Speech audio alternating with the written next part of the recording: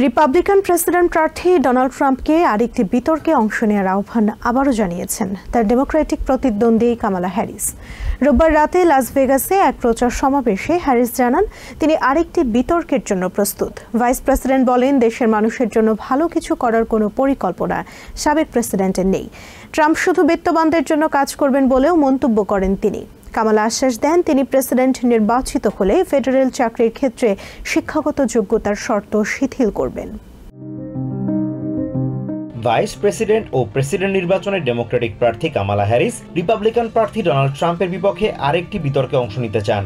রোববার রাতে নেভাডার লাস ভেগাসে অনুষ্ঠিত প্রচার সমাবেশে ট্রাম্পের প্রতি বিতর্কে অংশ নেওয়ার আহ্বান জানান তিনি। এ সময় আগের বিতর্কে ডোনাল্ড ট্রাম্পের পারফরমেন্সকে চর্বিত চর্বণ আখ্যা দেন কামালা হ্যারিস। তিনি অভিযোগ করেন দেশের মানুষের চাহিদা পূরণে কি করা দরকার তার কোনো পরিকল্পনা নেই ট্রাম্পের কাছে। পরবর্তী প্রেসিডেন্ট এমন কারো হওয়া উচিত যিনি দেশের সব মানুষের জন্য কাজ করবেন। প্রেসিডেন্ট নির্বাচিত হলে দেশের মানুষের জন্য লড়াই করে সবাইকে সাথে নিয়ে সবার জন্য উজ্জ্বল ভবিষ্যৎ গড়ে তুলতে কাজ করবেন বলে আশ্বাস দেন হ্যারিস। প্রেসিডেন্ট হিসেবে দায়িত্ব নেওয়ার সুযোগ পেলে শুধুমাত্র কলেজ ডিগ্রিধারীদের জন্য নয়, সব মানুষের জন্য ভালো বেতনের চাকরির ব্যবস্থা করবেন বলেও উপস্থিত সমর্থকদের আশ্বস্ত করেন ভিপি। ফেডারেল কর্তৃপক্ষ নিয়ন্ত্রিত যে কোনো প্রতিষ্ঠানের চাকরির ক্ষেত্রে অযাচিত ডিগ্রির সার্টিফিকেটের শর্ত বাতিল করতে পদক্ষেপ নেবেন বলেও নিশ্চিত করেন কামালা হ্যারিস। তিনি মনে করেন একটি সার্টিফিকেট কখনোই একজন শ্রমিকের দক্ষতা যাচাইয়ের মাপকাঠি হতে পারে না। কামালা অভিযোগ করেন ডোনাল্ড ট্রাম্প ক্ষমতায় গেলে সাধারণ মানুষের জন্য কিছু না করে দেশের উচ্চবিত্তদের কর ছাড় দেবেন। নির্বাচনে হাড্ডাহাড্ডি লড়াই হবে। এই লড়াইয়ে জয়ী হতে হলে সামনের দিনগুলোতে কঠোর পরিশ্রমের কোনো বিকল্প নেই। তিনি আরো বলেন ভোটাররা পাশে থাকলে আগামী নির্বাচনে তিনিই জয়ী হবেন।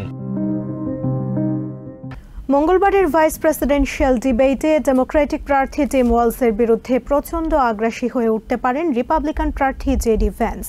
এমনটাই মনে করছেন রাজনৈতিক বিশ্লেষকরা। তারা বলছেন ভ্যান্সের অতীত ইতিহাস বলে তিনি প্রতিপক্ষকে বিন্দুমাত্র ছাড় দেন না। অন্যদিকে ওয়ালস অপেক্ষাকৃত ঝানু রাজনীতিক। তিনি ডেমোক্রেটিক প্রেসিডেন্ট প্রার্থী কামালা হ্যারিসের বিশেষজ্ঞ দলের কাছ থেকেই পরামর্শ নিচ্ছেন। ভ্যান্স বলছেন বিতর্কে তিনি তুলে ধরবেন কিভাবে ট্রাম্প প্রশাসন দেশের অর্থনীতি এবং সীমান্ত সংকট উত্তরণে ব্যবস্থা নেবে। অন্যদিকে ওয়ালস জানান তিনি ভ্যান্সের মুখোমুখি হতে মুখিয়ে আছেন। নিউ ইয়র্কের সিবিএস ব্রডকাস্ট সেন্টারে মঙ্গলবার রাত 9টায় ওয়ালস ভ্যান্সের একমাত্র বিতর্কটি অনুষ্ঠিত হবে। প্রেসিডেন্সিয়াল ডিবেট থেকে ভাইস প্রেসিডেন্সিয়াল ডিবেটের নিয়ম নীতিতে কিছুটা পার্থক্য দেখা যাচ্ছে। যেমন এক্ষেত্রে মাইক বন্ধ রাখা হচ্ছে না, তার মানে একজনের বক্তব্যের সময় আরেকজন পাল্টা যুক্তি দাঁড় করাতে পারে কিংবা বক্তব্যে নাক গলাতে পারবেন। তবে পরিস্থিতি নিয়ন্ত্রণে মাইক বন্ধ রাখার অধিকার সিবিএস কর্তৃপক্ষের হাতেই থাকবে। এই বিতর্কে কোনো দর্শক থাকছে না। 90 মিনিটের বিতর্কে 4 মিনিট করে দুটি কমার্শিয়াল ব্রেক বা বিরতি থাকছে। তবে কোন দলের প্রচারণা কর্মীদের কেউ উপস্থিত থাকতে পারছেন না। উদ্বোধনী বক্তব্য দেওয়ার কোনো সুযোগ থাকছে না। সরাসরি বিতার্কিকদের পরিচয় দিয়ে শুরু হয়ে যাবে মূল বিতর্ক।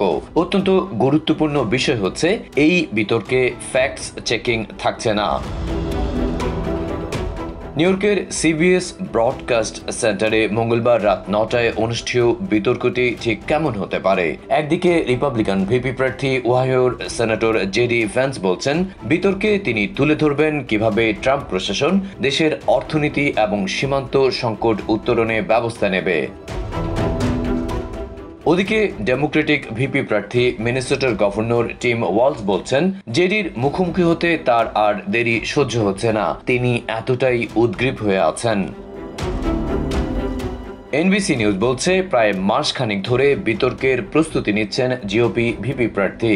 এই জন্য তিনি মিনেসোটা কংগ্রেসম্যান টম এমারের সহায়তা নিয়েছেন, যিনি ওয়ালসের সাবেক সহকর্মী হওয়ার সুবাদে তার দুর্বলতাগুলো জানেন। ফক্স নিউজকে টম বলেছেন জেডির কাছ থেকে সহজে রেহাই পাবেন না টিম।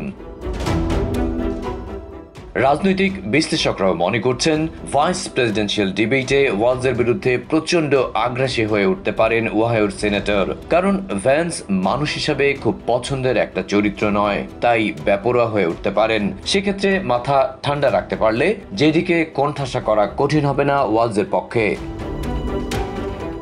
তারা বলছেন ভ্যান্সের অতীত ইতিহাস বলে প্রতিপক্ষকে বিন্দুমাত্র ছাড় দেন না তিনি। অন্যদিকে ওয়ালস অপেক্ষাকৃত ঝানু রাজনীতিক। তিনি ডেমোক্রেটিক প্রেসিডেন্ট প্রার্থী কামালা হ্যারিসের বিশেষজ্ঞ দলের কাছ থেকেই পরামর্শ নিচ্ছেন বলে জানিয়েছে কয়েকটি সূত্র। বিশ্লেষকরা আরো বলছেন ভ্যান্স মূলত ট্রাম্পের মুখপাত্র হিসেবেই কাজ করবেন, কেননা সাবেক প্রেসিডেন্ট আনুগত্য পছন্দ করেন। ফলে বিতর্কিত বিষয় উঠে আসলে ট্রাম্পের মতোই খোঁড়া যুক্তি দিয়ে তা খণ্ডনের চেষ্টা করবেন। স্ট্র্যাটেজিস্টরা বলছেন নিজেদের সক্ষমতার পরিচয় দেওয়া ছাড়াও নিরপেক্ষ ভোটার টানতে ভিপি প্রার্থীদের বিতর্ক ভূমিকা রাখতে পারে।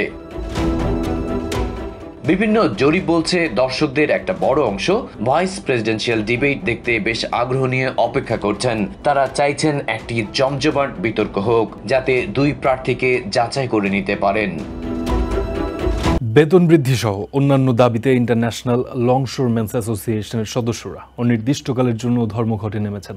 মঙ্গলবার রাত 12টা থেকে সারা দেশের ইস্ট কোস্ট ও গালফ কোস্টের 14টি গুরুত্বপূর্ণ বন্দরের কর্মীরা ধর্মঘটে নামায়। মেইন থেকে টেক্সাস পর্যন্ত পণ্য পরিবহন বন্ধ রয়েছে।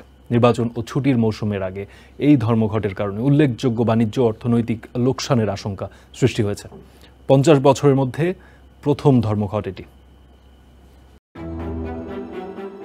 বেতন সহ অন্যান্য সুযোগ সুবিধার দাবিতে 50 বছরের মধ্যে প্রথমবারের মতো ধর্মঘটে নেমেছে দেশের বন্দর কর্মীরা।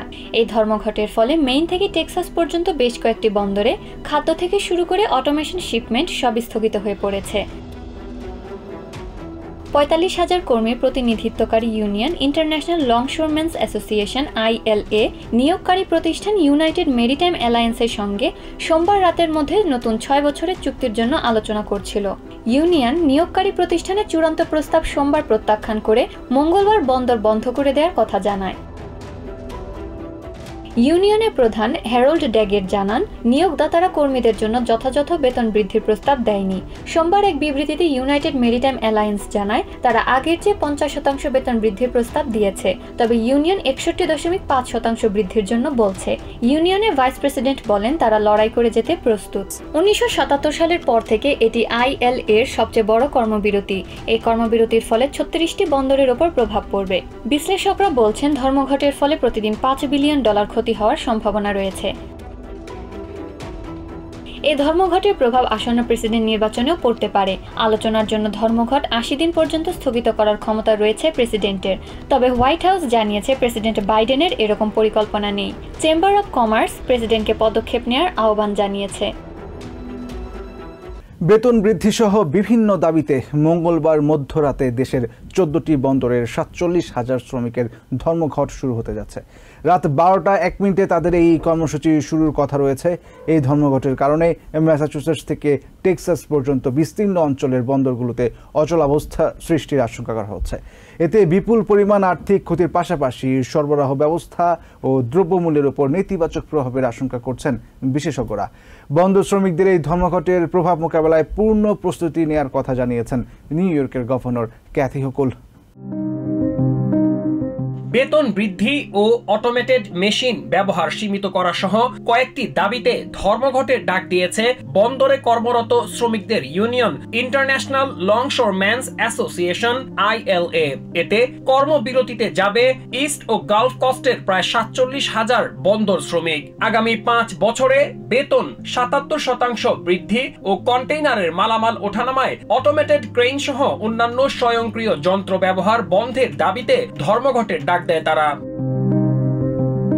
তবে এই ধর্মঘটের কারণে উদ্ভূত পরিস্থিতি মোকাবেলায় সব ধরনের প্রস্তুতি নেয়ার দাবি করেছেন নিউ ইয়র্কের গভর্নর ক্যাথি হুকুল। এক সংবাদ সম্মেলনে তিনি জানান, পর্যাপ্ত মজুদ থাকায় এই ধর্মঘটে পণ্য সরবরাহ ব্যবস্থায় তেমন কোনো প্রভাব পড়বে না। জিনিসের দামও খুব একটা বাড়বে না বলে মনে করেন গভর্নর। তাই পণ্য সংকটের আশঙ্কায় গ্রাহকদের হুড়োহুড়ি করে কেনাকাটা না করার পরামর্শ দেন হুকুল। ধর্মঘটের কারণে আমদানিকৃত মাছ সহ বেশ কিছু পণ্য সরবরাহে নেতিবাচক প্রভাবের আশঙ্কা জানিয়েছেন ব্যবসায়ীরা। এতে জিনিসপত্রের দামও বাড়ার আশঙ্কা তাদের। আমেরিকান ট্রাকিং অ্যাসোসিয়েশনের প্রেসিডেন্ট ও সিইও ক্রিস স্পিয়ার জানান, এই ধর্মঘট 1 সপ্তাহ থেকে 2 সপ্তাহ পর্যন্ত দীর্ঘ হতে পারে। এতে চলমান মূল্যস্ফীতি আরো প্রকট হওয়ার আশঙ্কা জানান তিনি। শ্রমিকদের এই কর্মবিরতির কারণে সরবরাহ, উৎপাদন থেকে শুরু করে সর্বস্তরে প্রভাব পড়ার আশঙ্কা জানিয়েছেন এই বিশেষজ্ঞ।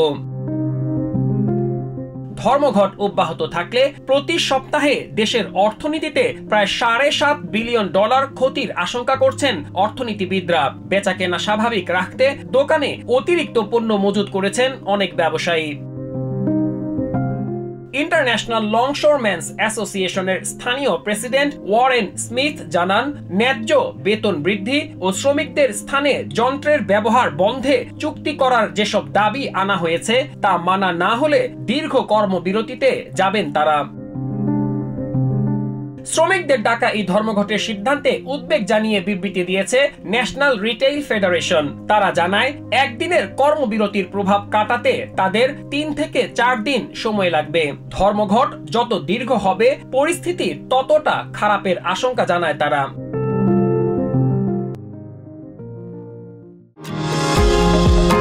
নিউ ইয়র্ক থেকে সম্প্রচারিত TVN 24 টেলিভিশন বিশ্বজুড়ে বাঙালির কণ্ঠস্বর।